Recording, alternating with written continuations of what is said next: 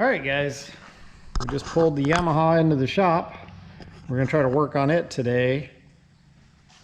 This is a 2017 Drive 2, I think. One of the first years of the Drive 2, I believe. It's definitely the 2 and not the 1. It's got a ratcheting noise in the rear end.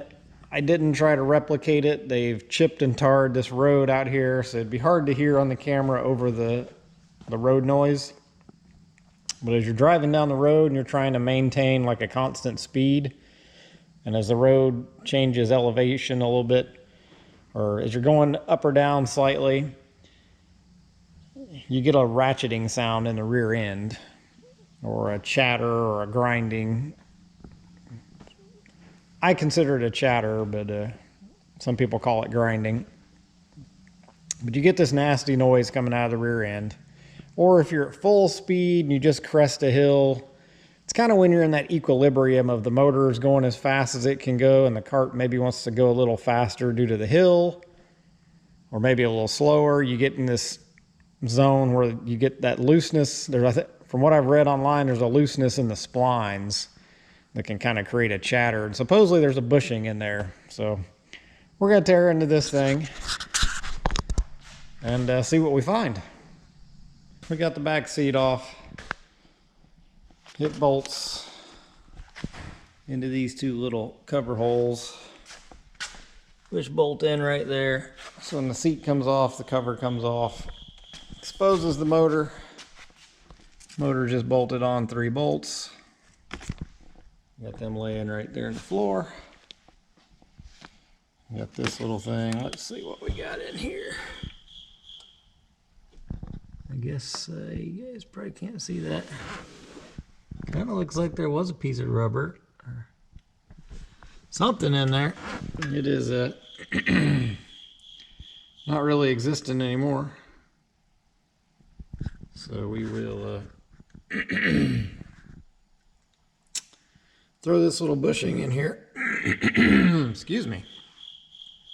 There's definitely a piece of rubber still down in there. Let's see if I can pry it out.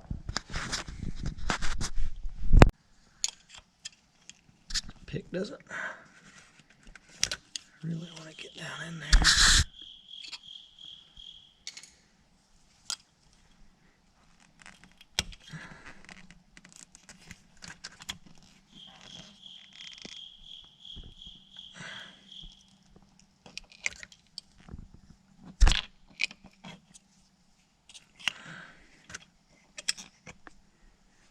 That is definitely,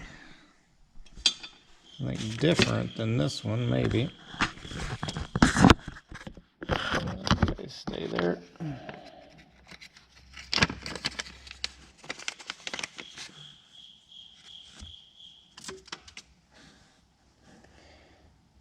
Yeah, this one is definitely thicker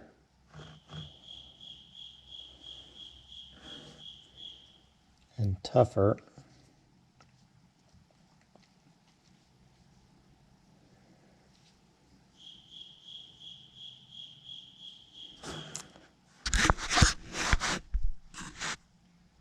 Definitely been worn away.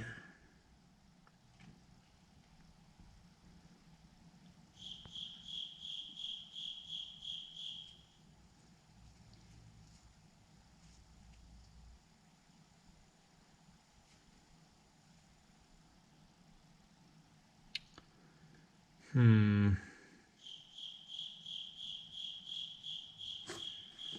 guess we'll put this new one in and see what happens.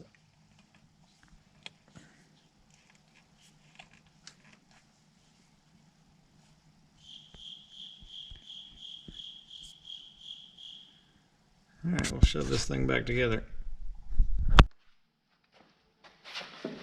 Alright, definitely not working with what I would say OEM quality. The only thing I unplugged was the speed sensor. I checked to make sure there was no voltage on any of these terminals.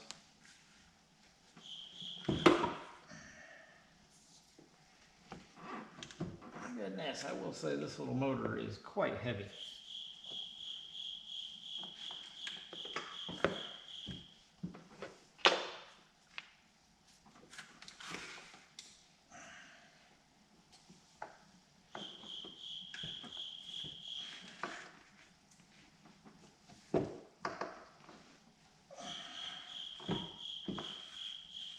do mean quite heavy. There we go. Get that out of there.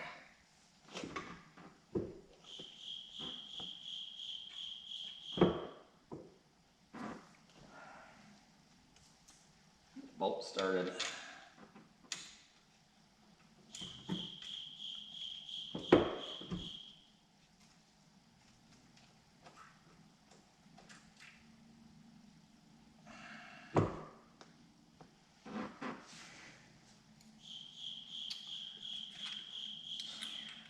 This one started.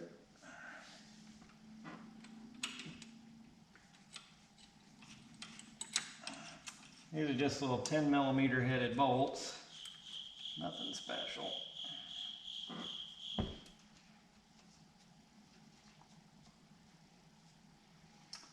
before I do anything, I'm going to take her for a little drive. We might be out here. That's the wrong one.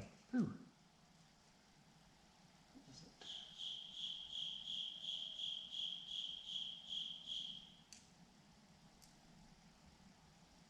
Maybe it's not.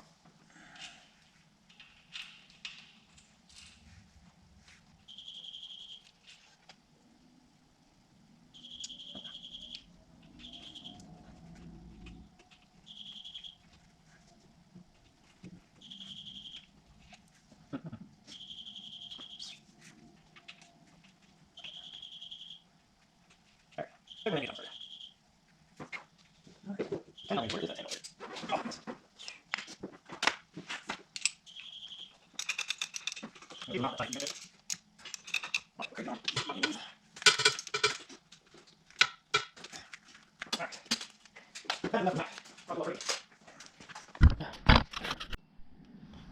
All right, guys, that is enough for tonight. We are pretty well done. For temporary purposes, we're just going to set this cover back in place. We'll just leave that like that. Yeah, I'm going to take her for a cruise, see how she actually does, see if we've got the problem fixed. Okay, guys, next morning, I just pulled the cart in here, took it for a little test drive this morning. Took it for a test drive last night also. So I didn't hear any ratcheting. And basically that ratcheting is just a little bit of looseness in the splines as the motor, when you're accelerating, the motor is fully engaged. When you're decelerating hard on like a big downhill, the motor is fully sort of engaged. Because these are regenerative braking motors on these Drive 2s and on the drives. I'm pretty sure, at least most of this one is for sure. But it's when you're in that full speed or just sort of trying to maintain a speed, you can get this little bit of ratcheting as you're going up and down hills. As the cart tries to go faster than the motor or vice versa. But it's right at that sort of equilibrium point. So you get this ratcheting, and it really is just, man, this toolbox is a disaster. It's this little rubber bushing that is this OEM one, I think, is a much better quality, thicker than the one I bought off a parts store. But you can see the tapered portion of it. You've got the thick ring, and then you should have a taper portion that extends out that way that interfaces with those splines and help cushion those splines. And that's the part that was wore off that bushing. This new bushing had a good taper on it, so I put it in. So far, so good, it's working. Cross my fingers that it keeps working, because it does seem a little thinner. But we'll go from there, and if it does start having an issue, I'll definitely try to find maybe one of them OEM bushings that's a little better quality. So I hope you guys enjoyed the video. It was pretty easy to do. I wouldn't be afraid to do it again if I have to replace it. Again, 2 bolts down here, 4 up here, the whole back seat and the cover pop off, 3 bolts on the motor. You can unhook this stuff if you want to. I just turned the key off, multimeter probed everything to make sure there wasn't any voltage. Take your speed sensor loose. and you just slide the motor out, and I set it on this suspension or frame beam right here. So pretty easy to do. I guess that's actually part of the suspension. So it is heavy, so make sure you're prepared for the weight, but not a bad little job, pretty quick. So hope you guys enjoyed the video. I hope it helps you out. If you do, give us a like, thumbs up, and subscribe for more to come. Thank you.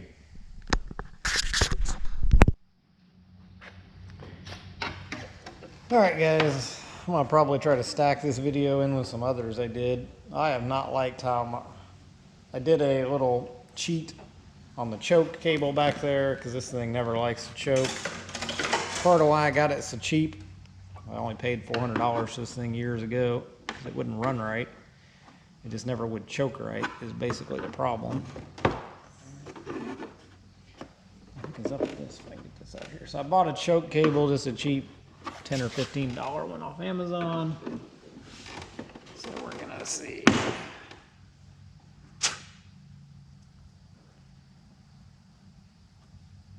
That hole ain't bad. We'll see if we can route a choke cable down through here. I need some washers.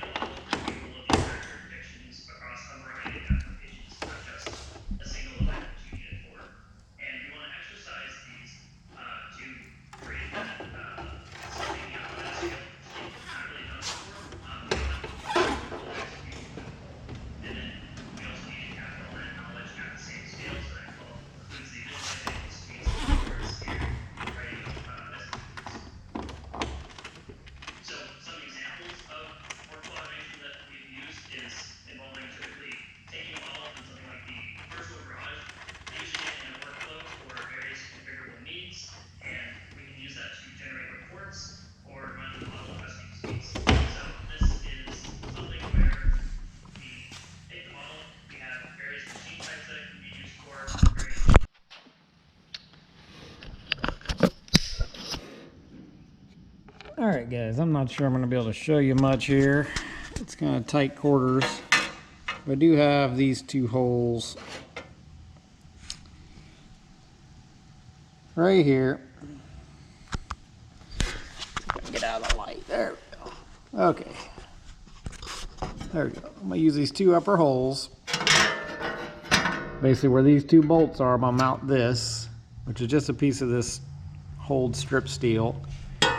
I'm going to bend it back out towards the camera, over and around, and then this cable is going to have a curl to it because there's just no real good place to mount this thing. It's really sort of a poor design, but we're going to see if we can't get this done. I just sort of took a flat washer, a fender washer. I'm going to use that to clamp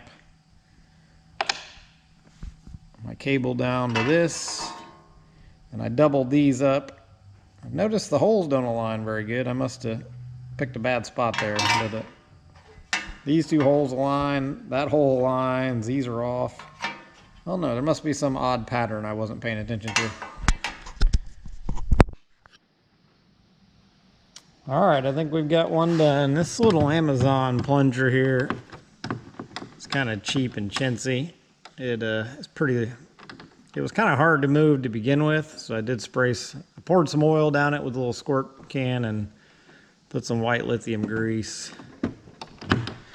Not a huge fan of that action there. So here's my choke lever right here. Let's see, I'll reach over here and pull.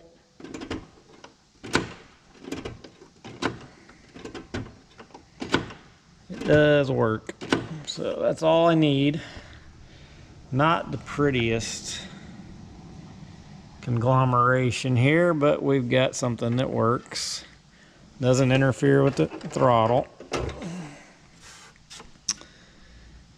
I just took a flat washer, folded it up, and I folded this sharp corner over. This is the fuel line here, coming from the fuel pump. So I did take a piece of heater hose and strapped it around this fuel line just in case. It's hitting on a round corner. It's actually not hitting the fuel line.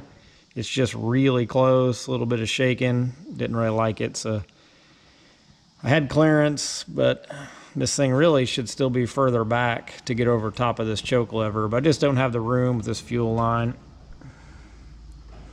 I don't really have anything to clip that fuel line up to either, so this heater hose is a bit big, but I do have a zip tie on that fuel line to keep it, make sure it won't slide forward, and it can't really slide back. So that will hold,